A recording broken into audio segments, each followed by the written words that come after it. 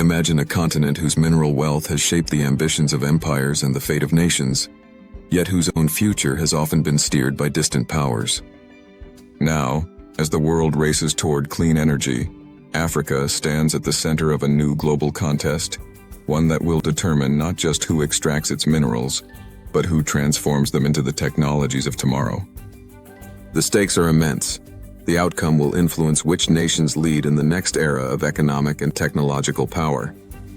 In the heart of southern Africa, a convoy of trucks winds its way from the copper and cobalt mines of the Democratic Republic of Congo to a new processing facility just across the border.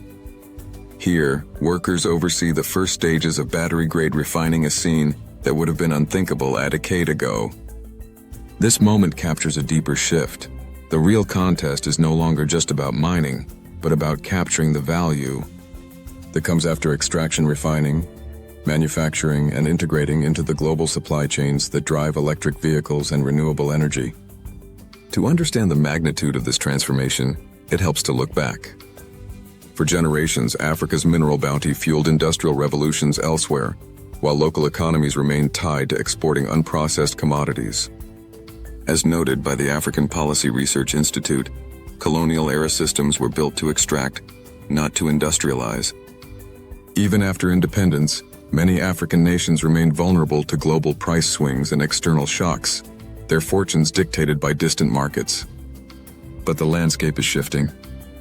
The surge in electric vehicles and renewable energy has triggered unprecedented demand for minerals like cobalt, lithium, manganese, and graphite, resources Africa holds in abundance. The DRC now supplies over 70% of the world's cobalt, while Zimbabwe and Namibia are emerging as key lithium sources. South Africa, Gabon, and Ghana contribute vital manganese and platinum.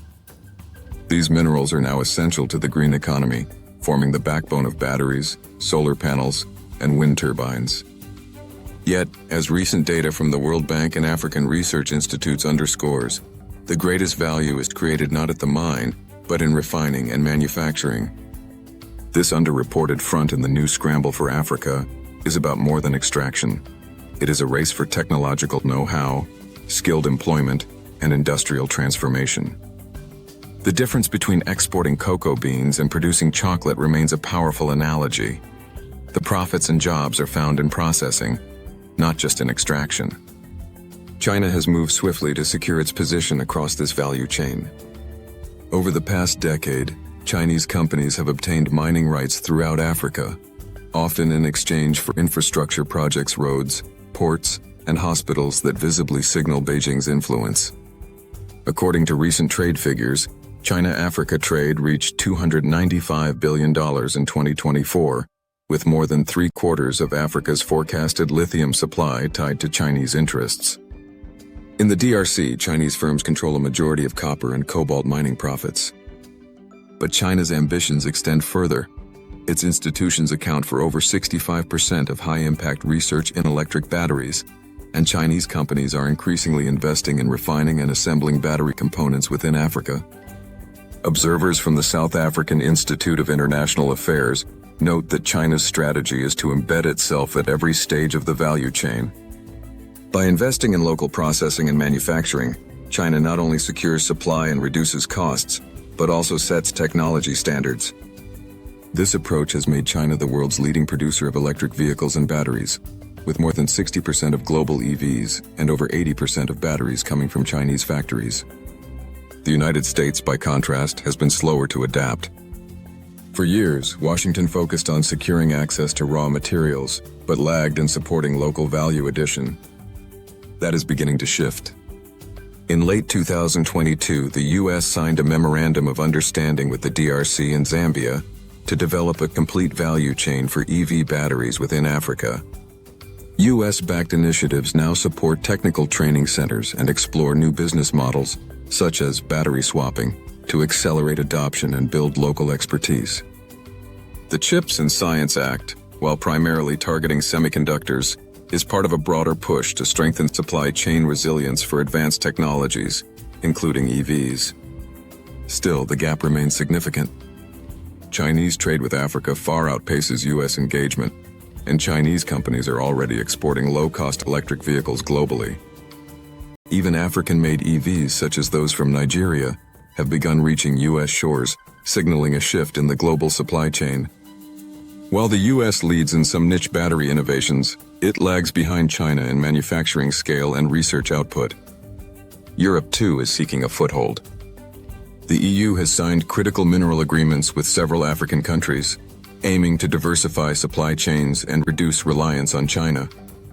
Progress has been gradual, but the stakes are rising as Europe accelerates its green transition and seeks stable access to battery-grade materials. Regional initiatives like the African Continental Free Trade Area and the Lobito Corridor are reshaping trade and logistics, opening new opportunities for cooperation and integration.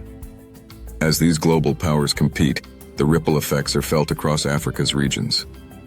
In West Africa, Ghana is leveraging its manganese reserves to attract investment in battery precursor materials, while Morocco has become a key player in phosphate-based battery technology.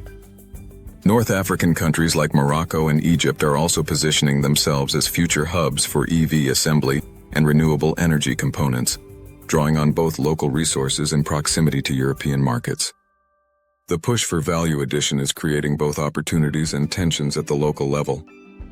In the DRC, Chinese mining companies have brought jobs and infrastructure, but also concerns about environmental degradation and limited technology transfer.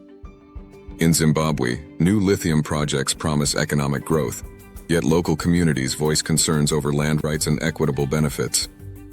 In Ghana, debates over manganese mining highlight the need for stronger governance and community engagement. Across the continent, governments are experimenting with policies to ensure that mining profits translate into broader development, investing in education, health, and renewable energy. African governments are responding with new ambition. Recognizing that exporting raw minerals brings limited benefits, policymakers are pushing for local processing and manufacturing.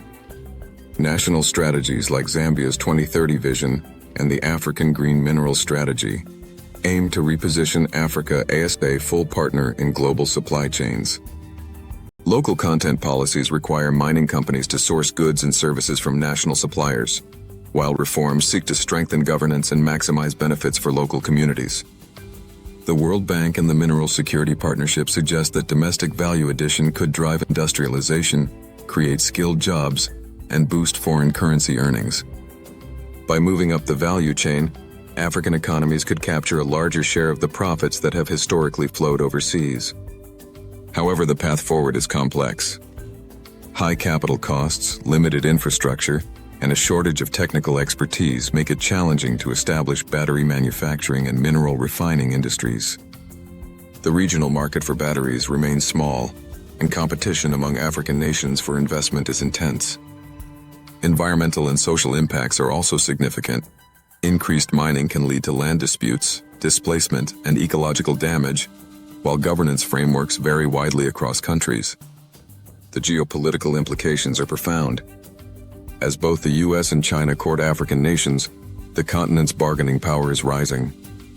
African leaders are leveraging global demand to negotiate better terms, attract investment, and shape the rules of engagement. At the same time, the scramble for minerals is fragmenting global supply chains, with countries aligning along geopolitical lines. The outcome of this contest will not only determine who controls the future of electric vehicles, but also who sets the standards for sustainability, labor rights, and technology transfer.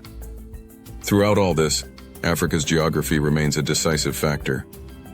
The distribution of mineral resources is highly uneven, shaped by ancient geological forces and modern infrastructure. Access to critical minerals depends not only on what lies beneath the surface, but on the roads, ports, and governance systems that connect mines to markets. This interplay of natural endowment and human agency is at the heart of Africa's evolving role in the global economy. At this pivotal moment, the scale of transformation underway becomes clear. The battle for Africa's battery minerals is not just about supply and demand.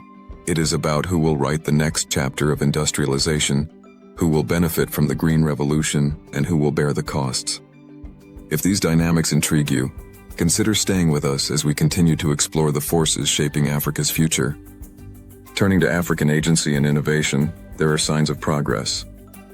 Rwanda's investment in e-mobility startups, Morocco's advances in battery recycling, and South Africa's local content requirements for renewable energy projects all point to a growing determination to move beyond extraction. Academic experts from the African Center for Economic Transformation argue that such policies, when paired with transparent governance and regional cooperation, can help African nations capture more value and assert greater sovereignty over their resources.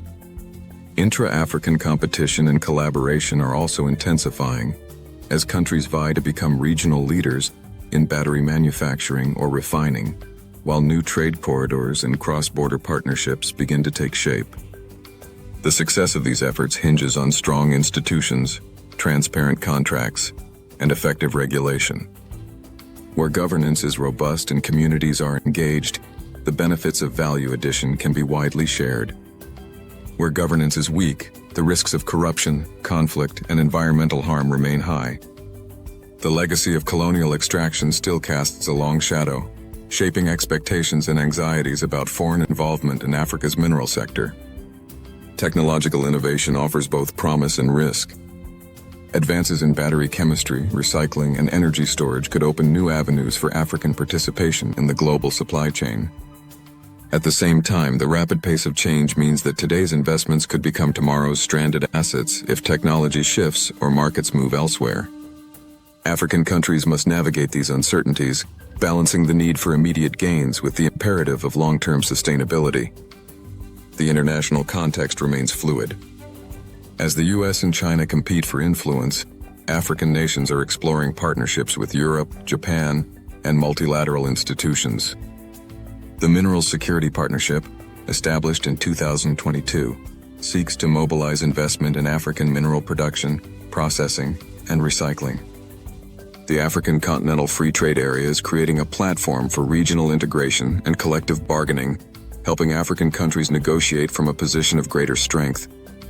Yet the risk of neo-colonial dynamics persists, with external actors and multinational corporations still wielding significant power. Ultimately, the new scramble for Africa is not just a contest between great powers. It is a test of whether Africa can move beyond the old model of extraction and dependency and claim a central role in the industries of the future.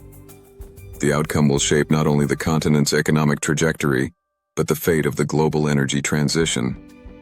As this investigation draws to a close, one thing is clear: the real battle for Africa's battery gold mine is about more than minerals. It is about sovereignty, agency, and the power to define one's own destiny in a rapidly changing world. The choices made today in boardrooms, parliaments, and communities will echo for generations. In a world where the rules are being rewritten, what forces do you think will most shape Africa's future? The story is unfolding, and your perspective matters.